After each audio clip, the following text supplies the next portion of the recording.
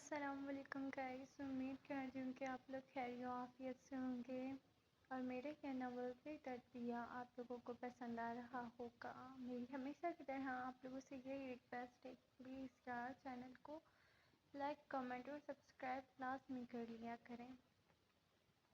کمرے میں نیم تاریکی چھائی ہوئی تھی، پردے پوری طرح کھنچے ہوئے تھے اور بیڈ کے پاس جلتا ہوا مدھم لیمپ کمرے میں ہلکی سی روشنی پھیلا رہا تھا۔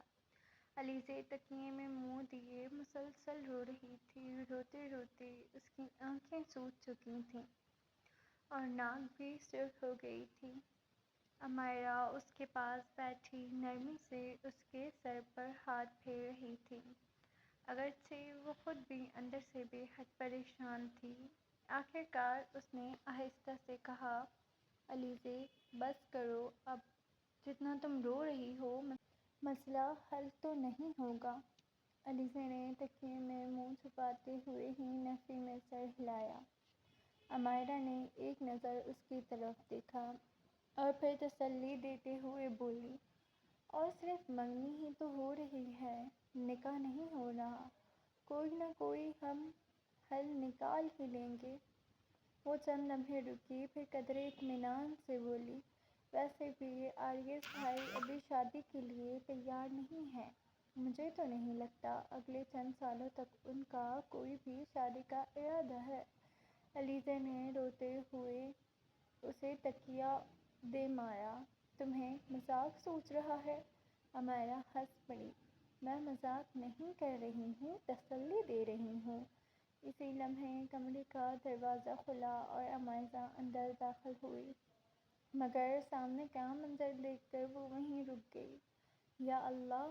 وہ فوراً علیزے کی طرف بڑھی۔ علیزے، یہ کیا حالت بنا رکھی ہے؟ علیزے نے کوئی جواب نہیں دیا۔ امائرا نے فکر مندی سے امائرا کی طرف دیکھا۔ کیا ہوا ہے اسے؟ یہ اس طرح کیوں رو رہی ہے؟ امائرا نے ایک لمحے کے لیے علیزے کی طرف دیکھا، پھر آہستہ سے بولی، یہ جس کے لیے تڑپ رہی ہے نا؟ وہ جان بوجھ کر کچھ لمحوں کے لیے خاموش ہو گئی۔ امائرا کی آنکھیں پھیل گئیں۔ کون ہے وہ؟ امائرا نے دھیمی آواز میں کہا، زیان۔ زیان؟ امائرا حیران ہوئی۔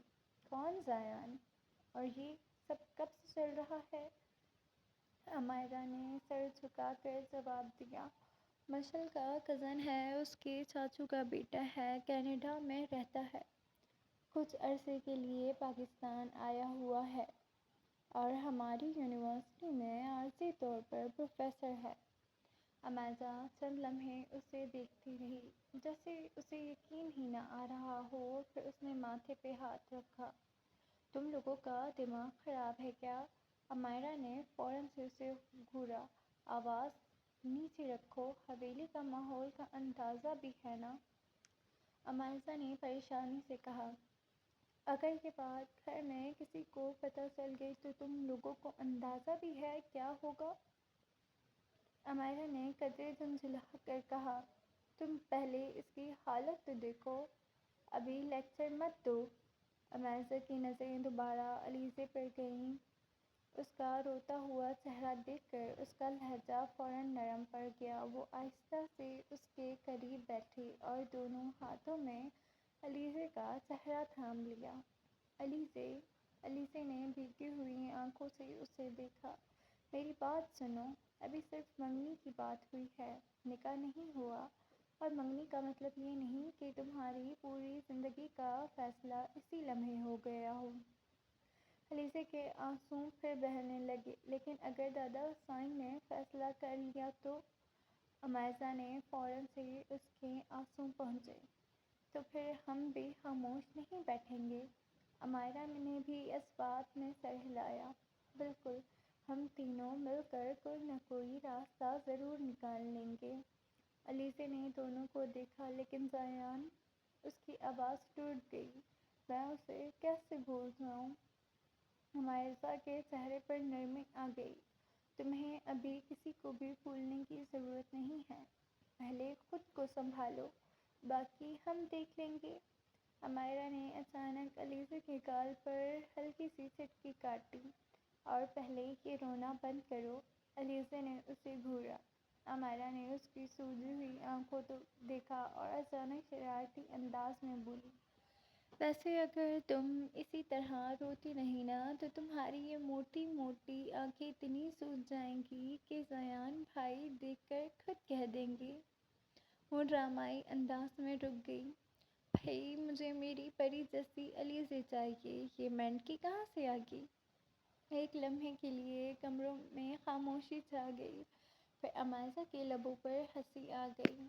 علیزے نے اسے گھورا مگر اگلے ہی لمحے اس کے لب بے اختیار مسکرا اٹھے۔ تم دونوں پاگل ہو، امائرا نے فوراً سے کہا۔ چلو شکر ہے ہنسی تو۔ علیزے نے روتے روتے ہی امائرا کے بازو پر ہلکا سا تھپڑ مارا۔ بکواس کرتی ہو۔ امائزہ بھی ہنس پڑی۔ دیکھا، ابھی 5 منٹ پہلے تک تو لگ رہا تھا کہ تمہاری دنیا ہی ختم ہو گئی ہے اور اب تھپڑ بھی مارنے لگی ہو۔ علیزے نے ناک سکیڑ کر کہا، تم دونوں مجھے تنگ کر رہی ہو نا؟ امائرا نے اسے اپنے ساتھ لگا لیا۔ ہاں، کیونکہ ہم تمہیں روتا ہوا نہیں دیکھ سکتے۔ امائزہ بھی قریب آ گئی اور دونوں کو اپنے حصار میں لے لیا۔ تینوں کچھ لمحے تک ایک دوسرے سے لپٹی رہیں مگر اس خاموش سی قربت کے پیچھے تینوں کے دلوں میں ایک الگ الگ طوفان تھے۔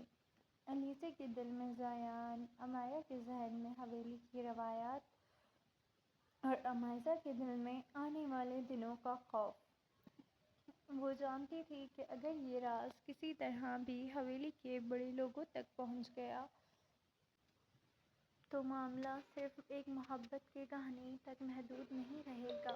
جو بھی ہو، امائزہ نے دونوں کو مضبوطی سے تھامتے ہوئے دھیمی آواز میں کہا، ہم ایک دوسرے کا ساتھ کبھی نہیں چھوڑیں گے۔ امائرا نے بھی فوراً سے کہا، کبھی نہیں۔ علیزے نے بھی آنکھیں بند کر کے دونوں کو اپنے ساتھ کھینچ لیا۔ پکا وعدہ۔